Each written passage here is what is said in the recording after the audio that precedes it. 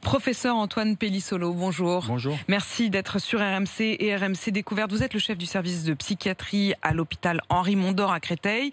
Et cet appel que vous avez lancé, masqué mais en liberté, c'est vous qui avez relancé le débat sur le masque obligatoire. Quand vous avez entendu hier Jean Castex, notre nouveau Premier ministre, dire développer le port du masque dans les lieux clos est à l'étude, est-ce que ça vous satisfait ? Alors c'est bien d'y penser, mais je crois qu'il faut passer à l'action parce que plus le temps passe, plus on prend des risques par rapport à une épidémie dont on sait qu'elle est sûrement très à bas bruit pendant un certain temps et qui peut flamber. Donc on est vraiment convaincu qu'il faut agir maintenant pour casser les chaînes de transmission. Donc une décision comme ça, je pense qu'il faut la prendre vite. On a toujours eu un petit train de retard sur cette épidémie depuis le début. On prend les décisions un peu au départ parce qu'on n'avait pas assez d'informations. Maintenant, on en a beaucoup. Alors j'insiste aussi auprès de tout le monde parce que c'est nous-mêmes, en tant que citoyens, on peut appliquer au moins ce mesure simple de port du masque dans les lieux clos. Et ça serait mieux, effectivement, si c'était décidé de manière urgente, comme la Belgique vient de le faire, par exemple. Alors, effectivement, rappelons les règles. Aujourd'hui, ça n'est qu'encouragé dans les lieux clos. C'est obligatoire dans certains espaces, notamment dans les transports en commun. Et c'est obligatoire chez nos voisins. Vous le disiez, depuis samedi, en Belgique, ils ont décidé de rendre ça obligatoire partout. Concrètement, ça voudrait dire dès qu'on sort de chez soi, ça voudrait dire... Non, alors nous, on pense vraiment aux lieux clos, aux lieux fermés. Donc c'est beaucoup les magasins, parce que c'est là-dessus qu'on a constaté depuis quelques semaines un relâchement progressif. Au départ, tout le monde les portait. Vous vous rappelez, au départ, il y avait une vraie psychose. On lavait les pots de yaourt à l'eau de javel pour certains. Aujourd'hui, il y a un vrai relâchement, ce qu'on peut comprendre, parce que ça a été dur comme période.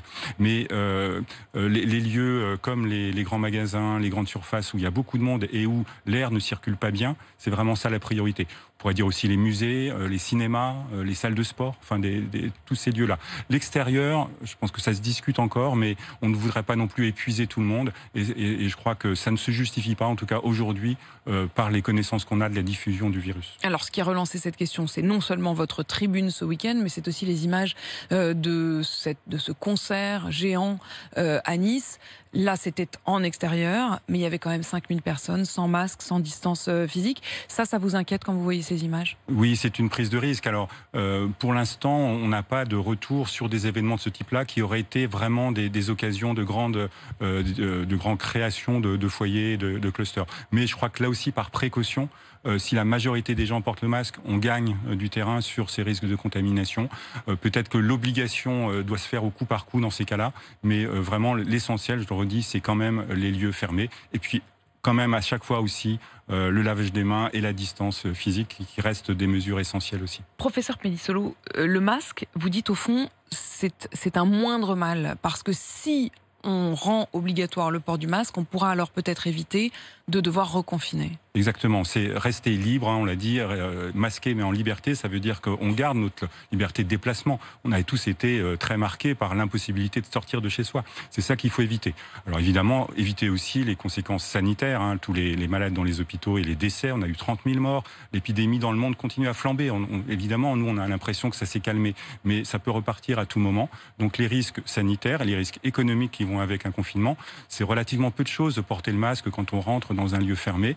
Et on préfère ça plutôt qu'encore une fois toutes les conséquences négatives que l'on a connues, qui ne sont pas virtuelles. On les a connues, elles existent, et il faut tout faire pour les éviter. Alors il y a un autre point sur lequel je voulais vous interroger, professeur, parce que vous êtes aussi chef du service de psychiatrie de l'hôpital Henri Mondor à Créteil.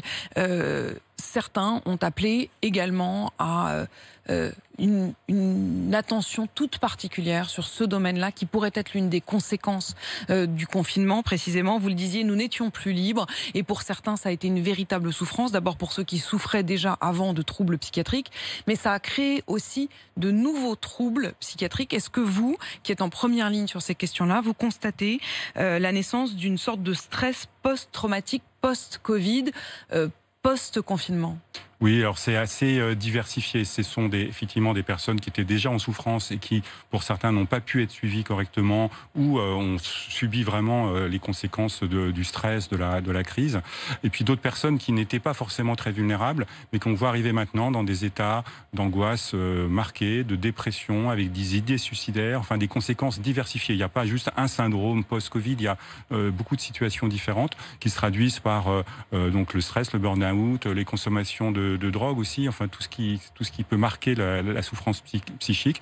Et cela en plus à tous les âges. Ça concerne les adultes évidemment, mais aussi beaucoup les jeunes. Et on est assez inquiet sur ce qu'on appelle la pédopsychiatrie, la psychiatrie de l'enfant et de l'adolescent, parce que nos structures, d'une manière générale, en psychiatrie, sont sous tension en permanence. On l'a dit déjà aussi assez souvent qu'on n'avait pas assez de moyens humains déjà en temps normal. L'hôpital de Mulhouse, par exemple, explique que les demandes de prise en charge d'adolescents ont bondi de 20% en psychiatrie ambulatoire depuis le début du déconfinement. Oui, tout à fait. C'est des chiffres qu'on voit à peu près partout. On les voit aux urgences aussi.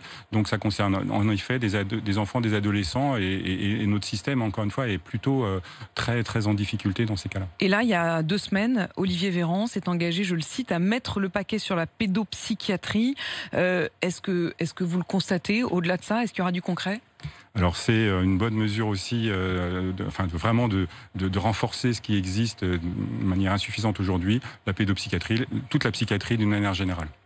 Merci beaucoup, merci professeur d'être venu ce matin sur RMC. Je le rappelle, vous êtes à l'origine de cet appel qui a donc fait beaucoup de bruit ce week-end, Masqué mais en liberté, que vous avez donc publié et auquel il semble que le gouvernement soit prêt à répondre, puisque je le rappelle, Jean Castex a dit hier que développer le port du masque dans les lieux clos était désormais à l'étude. Merci d'être venu sur RMC.